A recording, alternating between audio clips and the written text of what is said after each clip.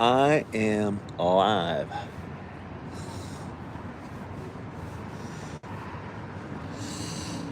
Good morning. Like to stall a little bit till somebody hops on. The dangers with doing live and shooting live videos is, especially on a new platform that I'm just developing, which is YouTube today, it's a lot of times right when you hop on. It takes a while to build up an audience. If I'm on Instagram or TikTok or what have you, and I have a larger following and I push live, it seems there's people ready to hop on right away. But honestly, I hop on YouTube and there's nobody sitting there from my following list or my followers or my subscribers or what have you, waiting, dying to hear my live content. But that is okay. And again, I cut, edit, and cut all these live videos into shorts and reels and TikToks. And while I enjoy a live audience and I enjoy the interaction that comes with it, it's okay if I've got something to say, just saying it to an audience of currently none. So I'm going to. So good morning, good morning, good morning to you. My name is Ken Tracy, and this is Thoughts from the Gym. It's not thoughts from the gym, it's thoughts from church. It's Sunday morning. It's one of my many spin-offs of my Coffee with Ken show. And show I think I did for the first time 3 weeks ago. So this would be probably episode 3, if my math is right, on thoughts from the church. And I've been going to church the last 3 weeks. I've been a church goer fairly more on than off over the last 4 or 5 years and have enjoyed it and have appreciated it. I was never raised in a spiritual family or a super religious family.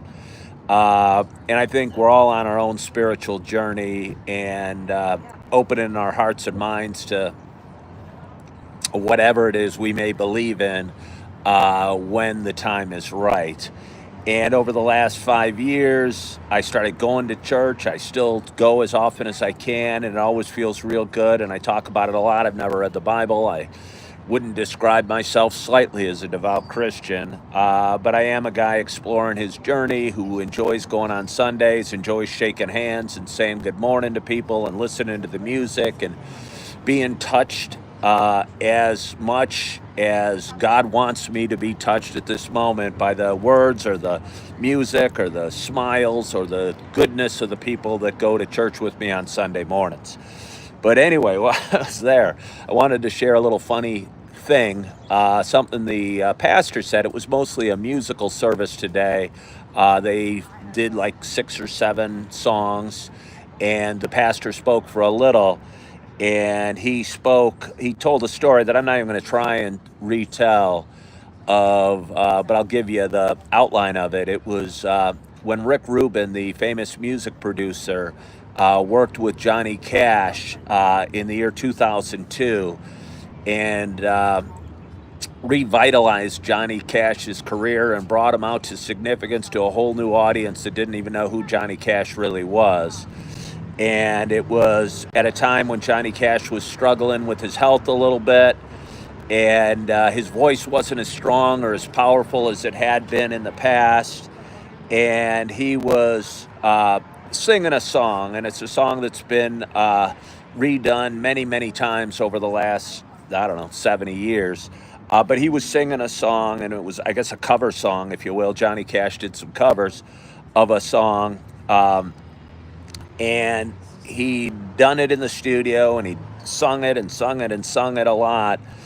But Rick wasn't hearing what he wanted to hear out of the song. So Rick pulled Johnny Cash aside and said, sing it as if you're singing it to God. And if the words are spoken with a connection to God. And it's a love song, but Rick suggested Johnny sing it not as a love song, but with his connection or worship or hope or love that he has for God. And apparently Johnny Cash is a deeply religious guy, so Johnny sang it that way, went on the album That Take, and was Johnny Cash's first platinum album that he'd had in 30 years. And what the sermon said at the end made me chuckle and connected to me, or what the pastor said at the end. He said, without the connection to God or the worship to God, and we were about to take communion, we were tearing open the cups and about to take the bread and the juice. And he said, without the connection to God, communion is just an underwhelming snack. And it made me chuckle because, again, it's a little tiny bread wafer with a little grape juice. And what makes it significant or special is that there's a connection to God. And he talked about whether you walk in nature or you're doing music or you're painting a picture or having a moment of silence, just of reflection. The connection to God is what makes it special. Why it resonated so much with me. I talk a lot about going out in the morning and looking up at the stars or looking at the sunrise or looking at the sunset. And even though I'm not a real spiritual guy, maybe I am, but not a Bible reading spiritual guy, I've talked a lot about my connection to God. And when I look at the stars, I see God. Or when I look at the sunrise, I see God. And I thank God for the sunrise or the sunset or the stars in the sky or the cool breeze in my face. And I will promise you that feeling got me through very hard times that I haven't talked about a whole lot last year, when I didn't feel there was a whole lot to be thankful for at the time. I was going through a lot of personal struggles. And I realized that I needed to find something to be thankful for. So when I saw the sunrise in the morning, and someday I'll talk about it in more detail, but when I saw the sunrise in the morning, I thank God for the sunrise. And just that little bit of gratitude and just that little bit of worship got me through a hard time and a hard day and a hard moment and put a smile on my face when I think my friends and the people on the outside and the people. That is Coffee with Ken. Do you watch it? I appreciate it. I'm doing a live right now. What's that? Well, I'm doing a live show right now. No problem at all. I appreciate you saying hey. Awesome. Do you want to say hi? You want to be on the camera? Come on over. Oh, yeah. What's your name? I'm Ryer. Ryer, did you win today? No, we lost. Oh, did you? What position do you play? Shortstop. I didn't know baseball was on Sundays, but shortstop's a very important position. You must be a very good baseball player. Yes. Ryer, pleasure to meet you. I hope you had a good game. What's your name? I'm Owen. Owen, do you do any sports? I play golf and soccer. Golf? What's your handicap? Do you have a handicap? I'm like 10. Are you? Wow, you're so much better than me and you're... Is he? Are you a golfer? Are you dad? No, his dad is. Oh, okay. Awesome.